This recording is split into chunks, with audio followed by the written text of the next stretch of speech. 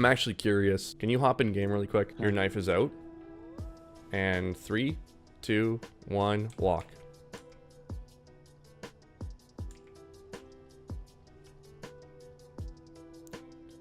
Nine, 10, 11, 12, 13, 14. You have a 2-second advantage, dude. 2 seconds. That's the difference. So instead of pulling your knife out in this angle, can we keep our gun out, please? It's not worth the 2 seconds. You know there's a threat here. They were there before. You tell yourself that they're here, and then you pull your knife out. I just think that they're all pushing A rather than one staying while holding flame. Don't assume. Don't assume. Assume. If you're going to assume anything, assume stupidity. 4 people running into sight is our preferred exception. Like, we're preferring that's what's gonna happen. That's our preference. But our preferences aren't facts. Okay? So just gun out here. Because here's the other thing. What's our rush? Like, you see them on A, they haven't planted the bomb yet. So you can scale up here until they planted the bomb, and then you're in a better spot. You're undetected. Right? Well, you have Volt.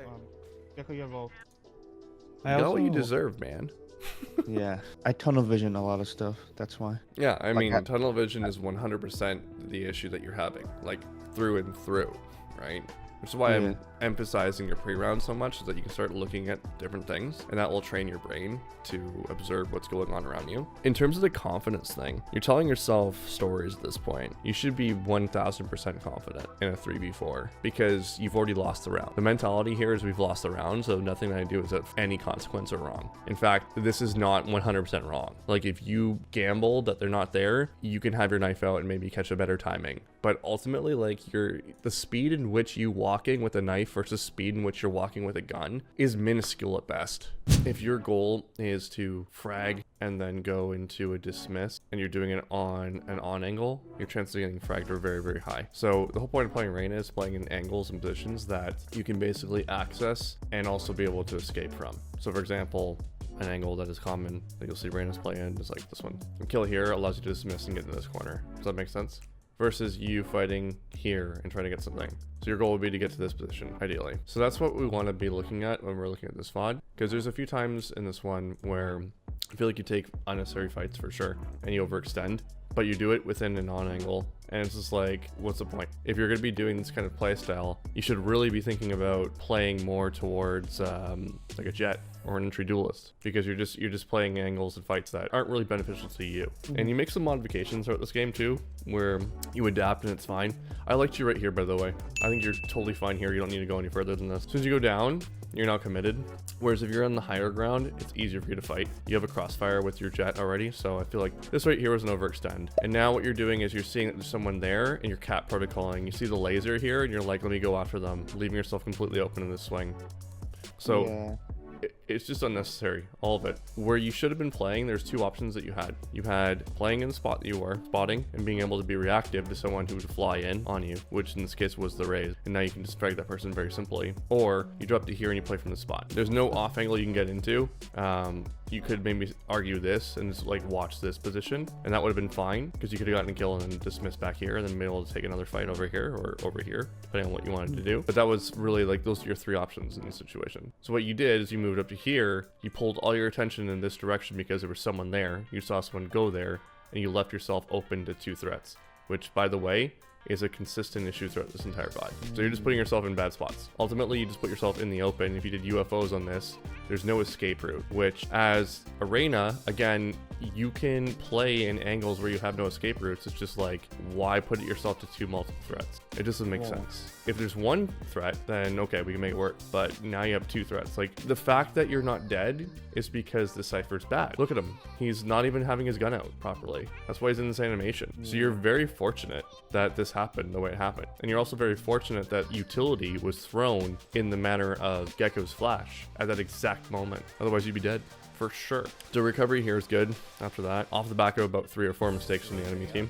So I guess, like, what's your takeaway from all that? Because I don't want to just be speaking to you on this one. Like, what's your takeaway? What would you do differently? Out of all those 3 options that you had, what would you do? This one. Obviously, I do agree with you with my positioning being a crucial part over here. I don't have to put myself at risk, but I have to also understand how I can put the enemies at risk as well.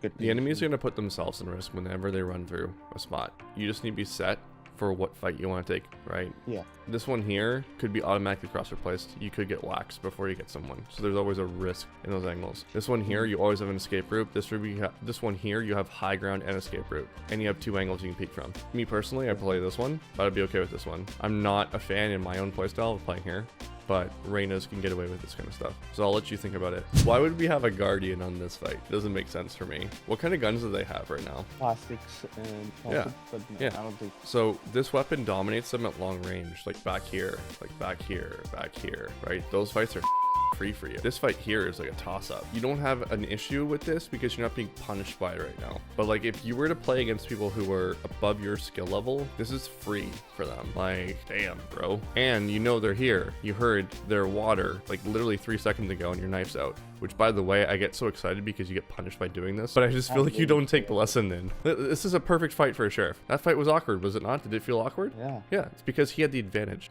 Okay, that's what I'm saying. 25 seconds left, and there's 4v2 situation. They haven't planted the bomb, haven't done anything. Wouldn't it be better to keep them alive and then mess up their money? Absolutely, I agree. Yeah, the benefit of you killing them is you get an orb. But you reset their money so that they can buy the following round. Right? If they both hold their sheriffs and don't die, I mean, they only get $1,000 the following round. They can't full buy. So then their whole team's buy is going to be completely off. You gotta consider these things, man. Want to get coached? Join this Discord. We have free and paid coaching options. Can't wait to see you there. Enjoy the video. It's just like when you're playing Guardian, you kind of have to limit yourself to where you can go, right? Fundamentals would say that you need to be not against this wall, not physically against it, but you have to be playing off of this wall so you can leave, right? Because you've only got 1 shot to hit. When you go out to the right or you go up front like this, like you're risking it's getting picked off right away, which someone's walking up in. And luckily he has a Guardian too because he didn't buy properly. He had 2950 on this round for some reason.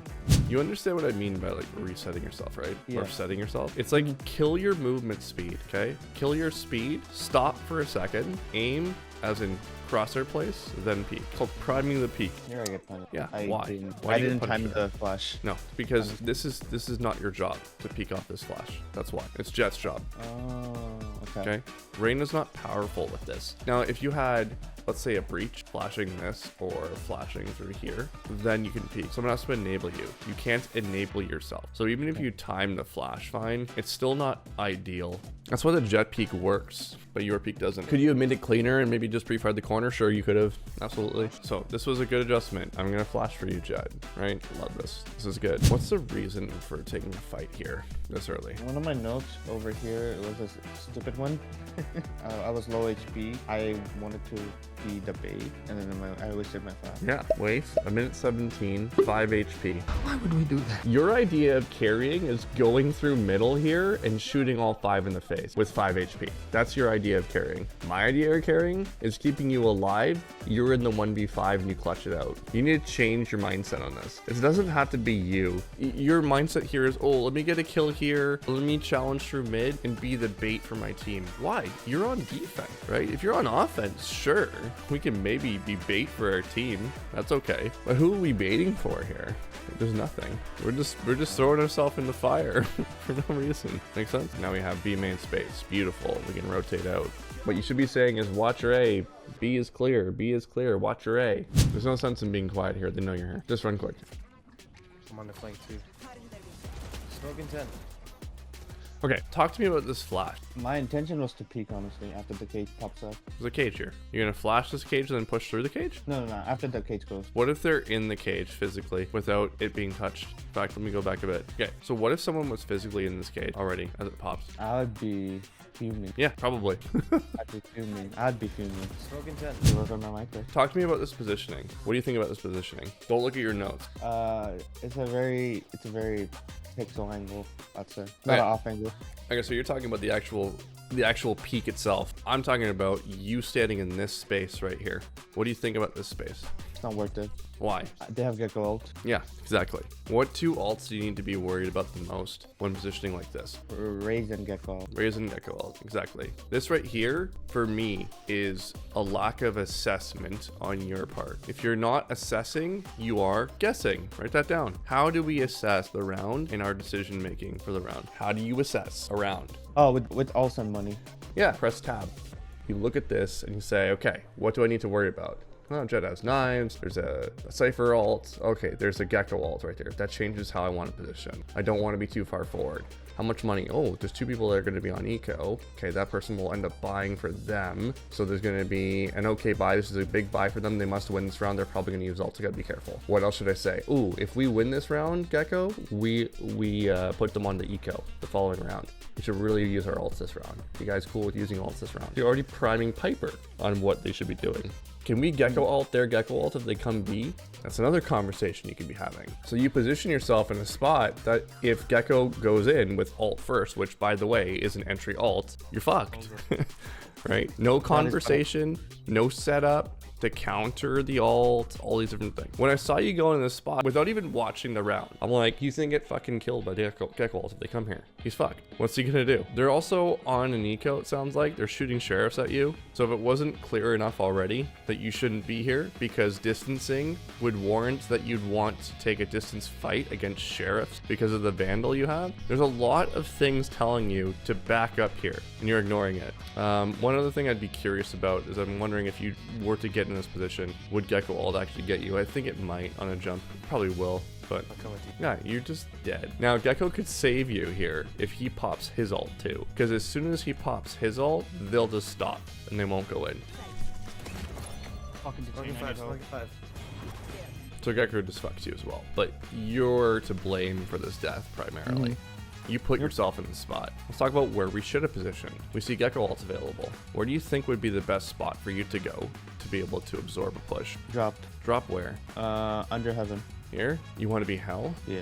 I'd rather you just be high ground, because high ground, Gecko ult can't touch you. Yeah. High ground's fine here. You can be here, you can break Gecko ult and fall off. Unless they flash the shit out of you, then you're fucked. This is a spot that if you hear Gecko ult and they start coming in, you can just back off to here as well. And you can reset and retake. So there's plenty of options you have. This one is not one of them. This one's also not one of them. Why? Because the only way you can get out of here is if you peek, you'll get a kill, dismiss, and be able to survive the Gecko ult. The Gecko ult should be coming right through and clearing out this entire space here. The other thing too, I don't want to see this positioning when Raze has ult, which by the way, is going to happen in this VOD. So I need you to press tab and take a look at what threats you have to deal with. Even if they don't use the ult there, you need to prepare yourself with an escape plan if shit hits the fan, and shit just hit the fan. Shit just got real! There's so many little opportunities you have to Gecko ult or ask for a Gecko ult and just like absolutely punish these guys, but we just don't do it for some reason. There's like 2 at least on A main. I would shoot shots though and keep attention over here. Why? 2 are coming from water. You got it. We're distracting for them. Waterfall. Right? Gun out. Why is your gun coming out? Why are you flipping and changing gun? Are you not afraid of someone swinging you here? Are you not afraid of someone swinging you here? What's going on, man? What your mindset is, I need to move fast so I can kill these guys. Why? Because you have FOMO in your brain right now. You're like, oh, they're getting all the kills and I want some. Stop. Stop thinking like this, bro. What is this? What is this? Why? I need a slap on my face. Stop doing that. This was just overheat. I mean, all of it's just useless. You're just like, let me go kill something. And it's the exact opposite of what I've been advising you for the last month. It's the exact opposite. So when I asked you, what is it you want to get out of this VOD? It's like, oh, I want all this stuff. Yeah, that's great. Like, can we please show me a VOD where you're not doing this? You don't have to prove a goddamn thing to me. Now, okay, here's what I'm talking about with positioning. What do you have to worry about this round? Raise ult. Yeah, you're standing in the exact cook spot. You're literally in a witch's cauldron waiting for the boiling hot water to be poured into you right now. Yeah, you're right. It's probably okay. How are we not terrified of this? What is it that we're doing in our pre-rounds that's not making us alert to this? What do we need to do? Is there a protocol we need to do? Do we want to break up our pre-round into 30-second sections? So we're going 10 seconds we're doing this, 10 seconds we're doing this, 10 seconds we're doing this, because your system's off, man. Your system's off. I think I should start doing that. Yeah, okay, so let's break it up. What are you gonna do for the first 10 seconds? Get info from Minimap. No. Pre-round. You're not even in the round. You gotta listen, man. In your buy phase, what are you gonna do? Make a play or create a play. You don't really have to create a play. You're playing on defense. Where they're hitting? You load into the map. What's the first thing you normally do What on a comp round? they have and how? No. Dude. Listen. Okay. We're in the pre-round buy phase. Please listen. We're in the pre-round buy phase. You have 30 seconds You spawn in on this round 8. What do you do? What's the first thing you do? Okay, Nor. We're gonna back up. I don't have an Nomar, answer. Nomar, we're gonna back up. There's no wrong answer here. I want to know what you're going to do. Okay, watch what you do off of autopilot. Watch what you do. You load into this round. You start running and you buy right away. That's what you've been doing this whole time. Stop doing that. Do not do that. Here's what I want you to do. I want you to tell everyone where you're gonna go, where you play. Please write this down. Say, I'm going to play here. That is your script. Okay, cool. You've decided this on the round before. I'm gonna go play towards B. Okay, I'm gonna play here. You're then going to run towards the barrier of where you're gonna play from. Okay, so run to barrier.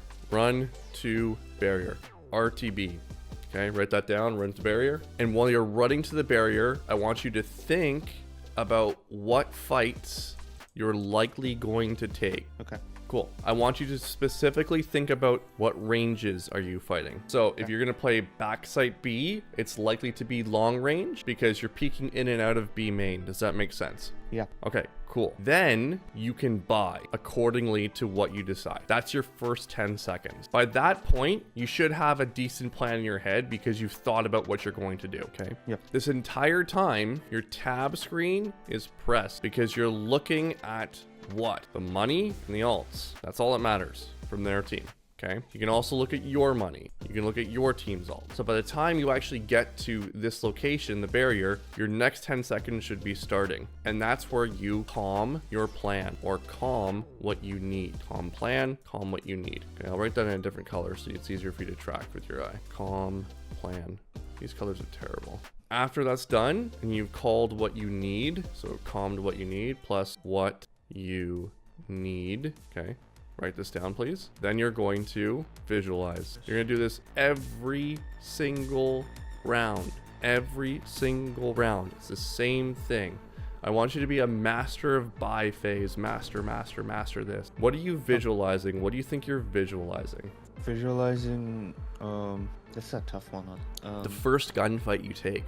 Let's say, for example, you decided that you're going to be pushing B main. Hopefully, I've already turned you off from that idea if you're going to be playing Reyna to do that, because you don't have utility to really support you to do this. But let's say that you're going to push B main and you're going to fight. You're going to fight this angle first. You've seen that before. I want you in the first, like the last 10 seconds of buy phase to close your eyes. And I want you to visualize peeking this properly and aiming and pre-firing this spot.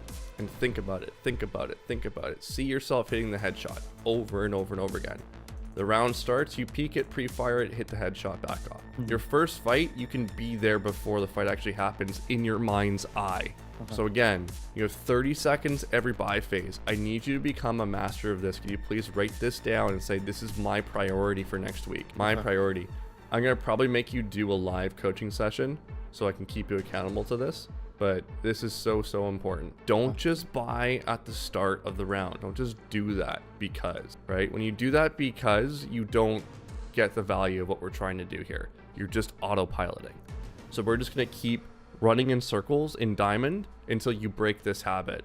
Autopiloting stops once you break the habit in pre-round. You start mindfully thinking about things. Does that make sense? Yep. Okay, cool. This is the most important thing in this VOD.